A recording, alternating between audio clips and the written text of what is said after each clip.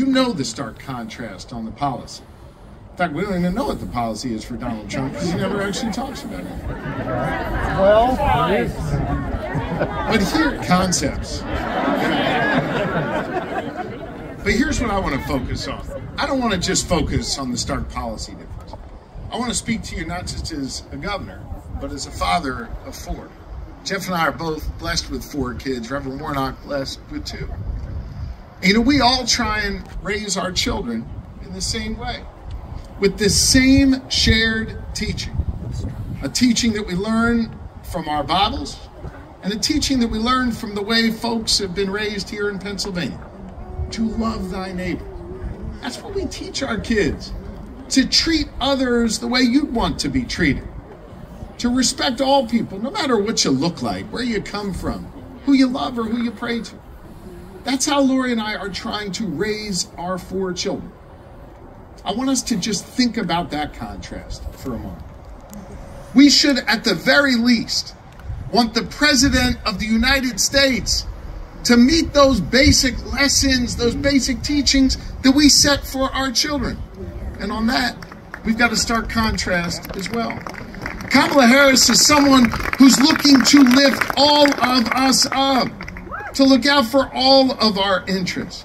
And while we share so many of her policy aims and goals, at the baseline, we just want a president who's going to treat people with that level of respect that we try and teach our kids every day. That's a fundamental difference in this race. Donald Trump, he's constantly trying to create others in our society, trying to separate people out, trying to criticize folks because of who they worship. He's done that to me. Trying to criticize folks because of the life choices that they've made. Trying to criticize folks because of the productive ways in which they try and live their lives. The fact that Donald Trump is constantly trying to separate people out, he views maybe as a winning strategy for an election, although we're going to prove him wrong on that. yeah.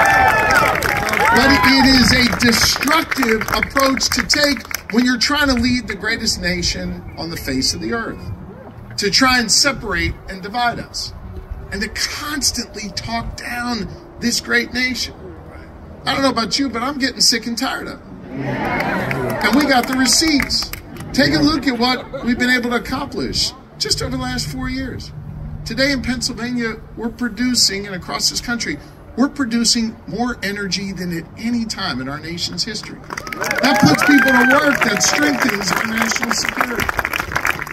Think about our adversaries across the globe. We are outcompeting China for the first time in decades. We are the envy of the world when it comes to our economy. Consider this. More people went to work in America today than at any time before in our nation's history. This is a great nation, and we should have leaders that want to lift us up, not tear us down.